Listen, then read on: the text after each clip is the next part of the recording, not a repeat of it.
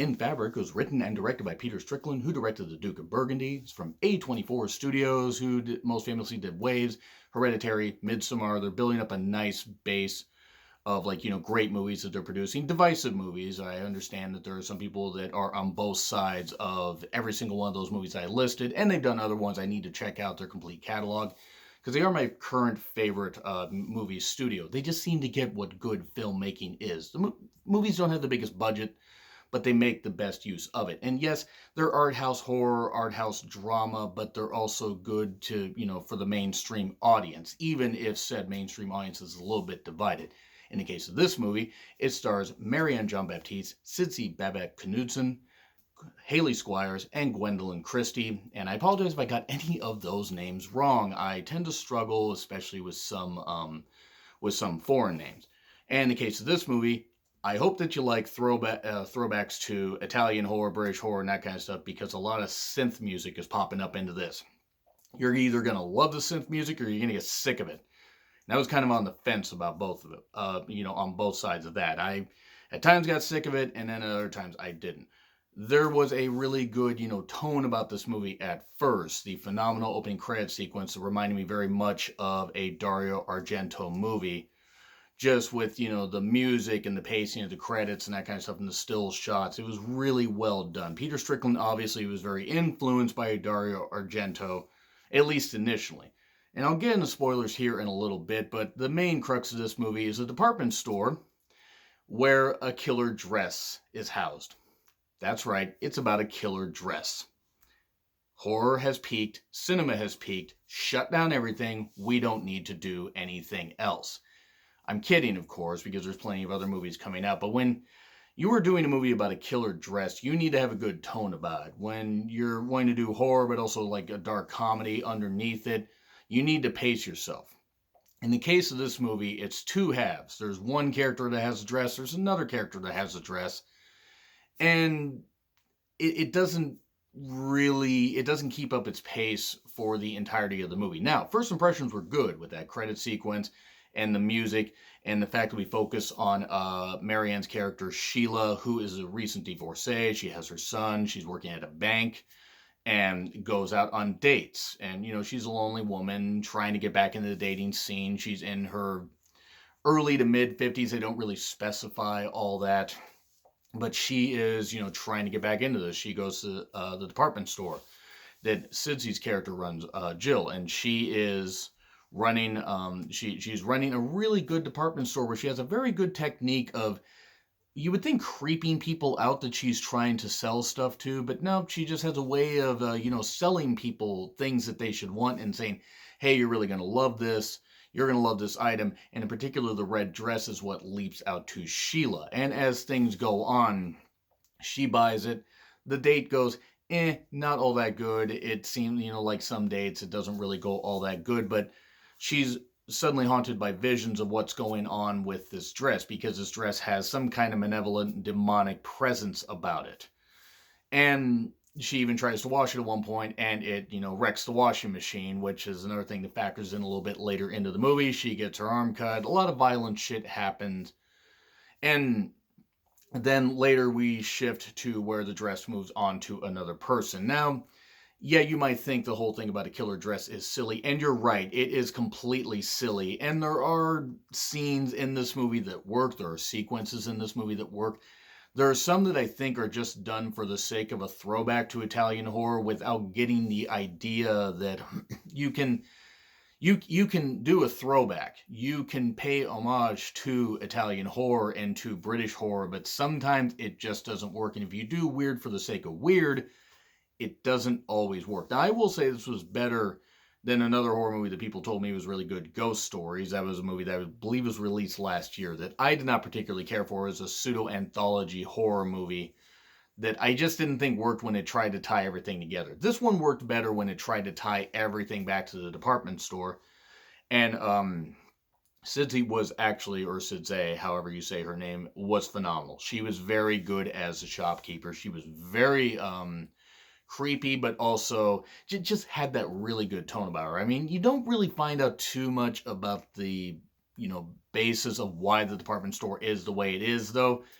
There's one particular scene with a mannequin that I could have done without, mainly because I'm just like, okay, this was kind of just gross for the sake of gross, and I don't mind.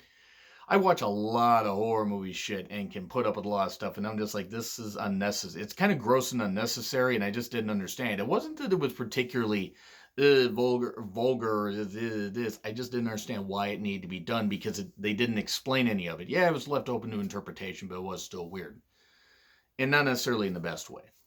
The music does get a little grating later on, though.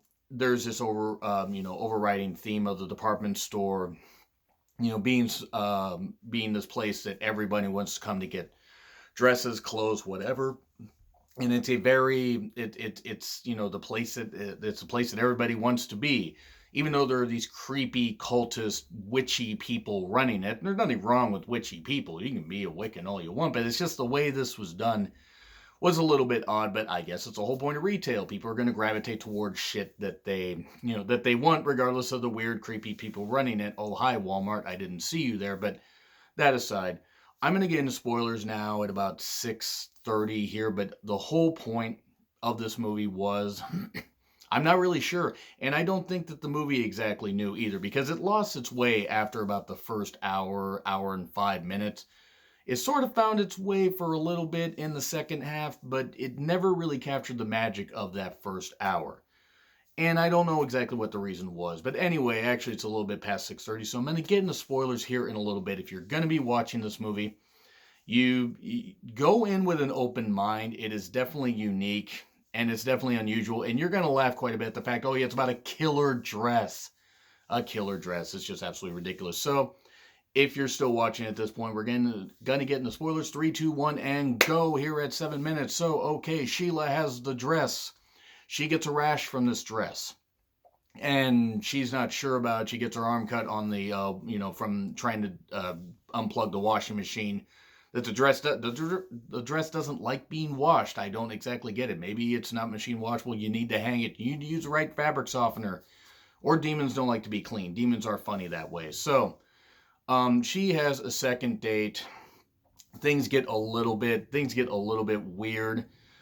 Because this day is actually going pretty well. She actually goes out to the guy's house and ends up seeing a mannequin on the side of the road, and then suddenly sees a mannequin in the road, and instead of maybe just hitting said mannequin, even though it had a lot of nails, and like possibly was going to scratch her, who the fuck knows, I don't know how it could have scratched her through the windshield, she crashes and dies and ends up on the side of the road and everything, and we never really find out what happened to her. And then sometime later, we go to a guy named Reg Speaks, which is a very odd name for a character, but whatever. He's going to be marrying Haley Squires' character Babs, and they've known each other for a while. He's got a job as a machine washing repairman. Yeah, a washing machine repairman. That's what he's doing. Gee, I wonder what house he's going to be at. Oh yeah, he was at the house, Sheila's house and everything, trying to take care of all this, and there was some weird stuff going on there, and the other lady of the house, actually the lady of the girlfriend of Sheila's son, was trying to hit on him and everything. He was having none of it, and they had this weird thing where anytime he started talking about like how to repair a washing machine, people would just tune out. It's like the guy was so vanilla that he just didn't matter, that he was just known as a good hand, but anytime he spoke, people just tuned him out.